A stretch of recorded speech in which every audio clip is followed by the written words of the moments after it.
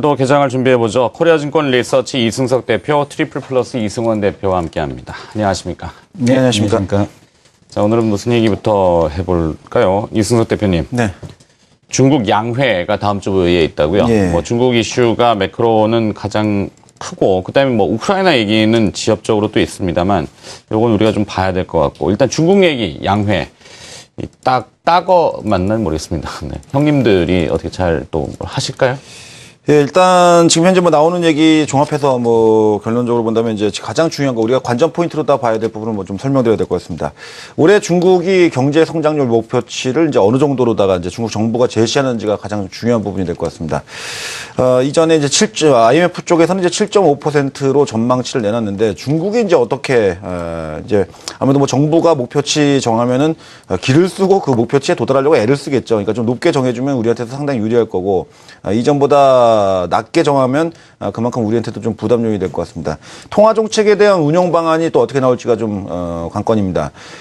요즘에 뭐 워낙 얘기되었다시피 어제도 얘기드렸죠. 뭐 중국만 보면 헷갈린다고 얘기할 정도로다가 중국의 금융 지표 쪽이 일관성이 좀 없는 상황입니다. 그러다 보니까 중국 증시도 그로 인해 가지고 좀 조정을 받고 있는데 시중 유동성 지표는 좋습니다. 그러니까 금리는 계속 떨어지고 있는데 위안화 가치는 오히려 약세를 보이고 있고 또 중국 인민은행은 RP를 레포를 통해 가지고서 이제 시중 유동성을 흡수. 물론 이게 이제 뭐 작년 연말에 미국의 테이퍼링으로 인해서 시중 자금이 좀 불안할 때 한 3천억 위안을 풀었기 때문에 일부 자금 회수 정도라고 이렇게 보고 있습니다. 아직은 우리한테 미칠 영향이 크진 않습니다만 뭐 다음 주에 이런 부분이 앞으로 어떻게 될지 하고 맨 마지막으로다가는 이제 지역 불균형 해소 문제, 그러니까 서부 지역에 대한 지역 불균형 해소 문제를 계속 얘기는 하고 있습니다만 실제 자금이 크게 집행이 되지 못하고 있었는데 올해 이런 부분을 좀 다뤄주는지 하고 또 국가 기관망 확충 문제, 뭐 철도라든지 항만이라든지 이런 SOC 부분 쪽에 대한 확충 문제를 어떻게 다뤄지는지, 그다음에 올 한 해 경제 목표를 내수에 집중할지, 그다음에 수출에 집중할지에 따라서 우리나라 업종과 종목에 미칠 파장이 굉장히 큽니다. 작년, 재작년 2년 동안은 내수 쪽에 집중하겠다고 해가지고 중국 관련주들이, 그러니까 중국 내수 관련주들이 좋았죠. 뭐 호텔, 여행, 그다음에 또 일부 게임, 카지노주, 뭐 이런 종목들이 좋았다면은 이게 좀 반전될 수 있는지 여부 관건인데 저는 좀 반전될 가능성이 좀 있다고 이렇게 현재 보고 있습니다. 네. 더불어가지고 오늘 밤에 옐런 쪽 얘기도 뭐 잠깐 여기서 좀 한다면은. 네네.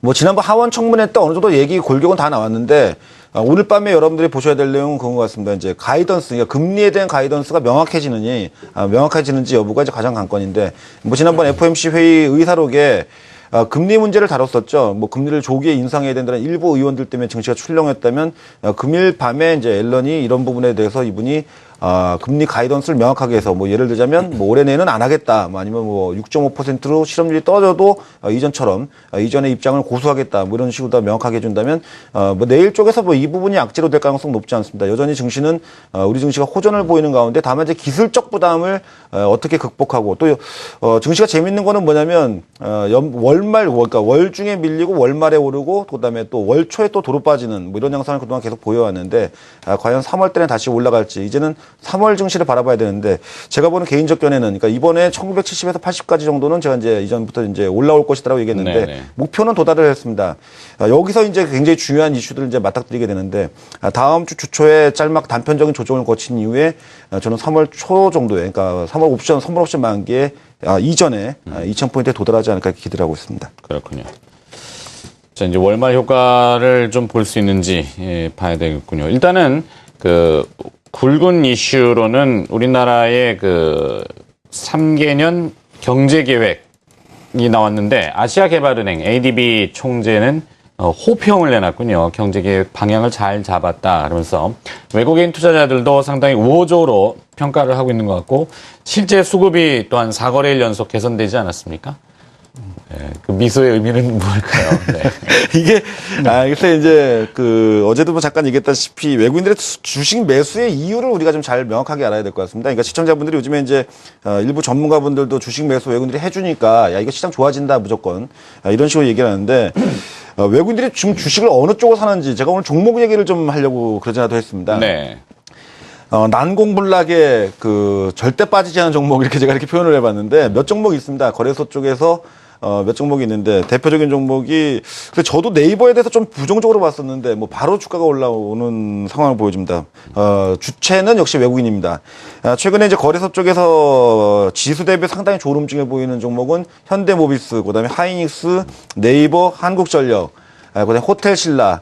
물론 뭐 종목이라고 해봐야 뭐 이런 좋은 종목은 한 10개, 10손가락 안에 꼽힙니다만 이들 종목의 특징, 뭐 일부 종목, 호텔신라 같은 경우 기관들이 뭐 매수해서 주가를 갖다 견인해주고 있습니다만 외국인들은 시총 상위 블루칩군 중에서 한 서너 종목 쪽은 지속적인 매수를 하면서 해당 종목만 매수하고 있다 이렇게 이해하시면 될 것 같습니다. 그러니까 삼성전자를 중심으로 해가지고 IT 쪽에서는 이제 하이닉스, 그다음에 경기 방어주성 성격 쪽에서는 한국전력. 저는 네이버도 경기 방어주라고 생각합니다. 그래서 네이버 같은 종목을 집중적으로 매수하면서 다른 쪽까지 아직은 매수가 확대되지 않는 여기 전형적인 그 조종장 국면 속에서의 제한적 매수 정도라고 이렇게 이해하시는 게 옳겠지. 아직은 외국인들의 매수가 전방위적으로 확대되고 있지는 않다고 이렇게 볼 수 있겠습니다. 물론 네. 팔지 않는 건 긍정적이겠습니다만 편식하고 있다는 점에 대해서는 주목할 필요가 있겠고 역시 이런 종목을 가지고 있어야지, 보유하고 있어야지 여러분들의 포트폴리오가 뭐 제가 전에부터 계속 얘기했지만 안정 찾을 수 있다는 점에서 본다면은 뭐 지금도 여전히 해당 종목에 대한 관심은 유효하지 않겠냐라고 이렇게 보여집니다. 네. 자, 이승환 대표는 디테일을 좀 얘기해 주셔야겠죠. 네. 디테일이라는 영어로 쓰는 것보다 구체적인 거. 네. 박근혜 대통령도 이번에 외국인들이 3개년 경제 계획에 대한 방향을 되게 좋게 보는 네네. 것은 대통령이 일단은 구체적인 안들을 확정 짓고 브리핑을 했다는 것을 상당히 높이 평가하고 있습니다. 그중에 이제 우리가 주식시장에 연관 짓는 건 제2의 벤처붐, 이걸 또 연관을 많이 짓지 않았습니까? 어제 네. 뭐 IT 쪽에 예. 네이버 같은 경우도 외국인 매수가 있었고. 뭐 작은 기업들 같은 경우는 일단 벤처붐 쪽에다 이제 좀 우리가 집중을 해볼 수 있을 것 같고요. 큰 기업 쪽 같은 경우 이제 한국전력을 계속해서 말씀을 드렸었는데 지금 공공기관 정상화 방안에 따라서 이제 보유 자산에 대한 매각을 시행을 하게 되어 있습니다. 특히 한국전력 같은 경우는 이제 삼성동 한전 그 본사 부지 매각을 비롯해서 부산 쪽 그 부지까지 계속해서 이제 매각하는 일정에 대한 쪽을 잡아놓고 있는데 뭐 어쨌든 이 부지에 대한 매각을 통해서 현금을 유입을 시킨다라는 것이 또 관건이 되겠고요. 또 하나는 지금 올해도 역시 그 유연탄 가격 그 부가가치세 인상에 따라서 유연탄 가격에 대한 그 세금 인상에 따라서 그 추가적인 전기 요금에 대한 인상에 대한 쪽이 예정이 되어 있습니다. 따라서 실적에 대한 쪽이 계속해서 개선될 수밖에 없겠고요. 2016년도가 되게 되면 한전의 영업이익이 10조가 넘게 나온다라고 합니다. 그만큼 10조에 대한 영업이익을 창출해야 될 만큼 부채를 가지고 있기 때문에 나타나는 현상이라고 보셔야 될 것 같고, 주가도 이 한전 같은 경우는 경기가 좋아진다라면 전력 사용량에 대한 증가와 함께 더불어서 주가가 상승할 수밖에 없는 국면에 지금 위치해 있다라고 보시면 될 것 같고요. 특히 우리가 이 벤처 쪽에서 좀 눈에 띄는 것은 이 3월 인터넷 같은 경우는 박근혜 대통령만 언급한 것이 아니죠. 지금 우리가 그 앞에서 있었던 그 G20 포럼이라든가 이런 데서도 계속해서 이 3월 인터넷에 대한 언급이 있었던 것을 우리가 볼 수가 있는데요. 그만큼 웨어러블 디바이스 자체가 앞으로의 그 방향이다라고 보시면 될 것 같습니다. 그래서 최근에 시장에서 이제 상당히 3월 인터넷 관련주들, 엔텔스라든가 블루콤이라든가 아니면은 기가레인이라든가 이런 기업들이 계속해서 주목을 받고 있는 것을 볼 수가 있는데, 물론 이제 모다정보통신 뭐 이런 것도 마찬가지겠죠. 그러니까 이런 기업들에 대한 쪽들도 계속해서 좀 관심 있게 지켜봐야 될 것으로 보여지고 있습니다. 네. 이승석 대표님, 이제 개장 전 관심기업 이야기 좀 해주시겠습니까? 예, 이번 주에는 제가 이제 좀 사이즈가 좀 큰 쪽 종목군들을 자주 언급드리겠습니다. 그러니까 월요일 날 쪽 OCI, 그다음에 어제는 이제 LG화학. 오늘은 아까 제가 좀 전에도 얘기 드렸죠. 지금 현재 많이 올라왔지만 추가 상승이 기대되는 쪽으로다가 아직도 좀 믿고 좀 그쪽을 관심을 갖는 게 좋지 않을까 이렇게 보여줘가지고 금일은 SK 하이닉스를 다시 관심 종목으로 가져나왔습니다.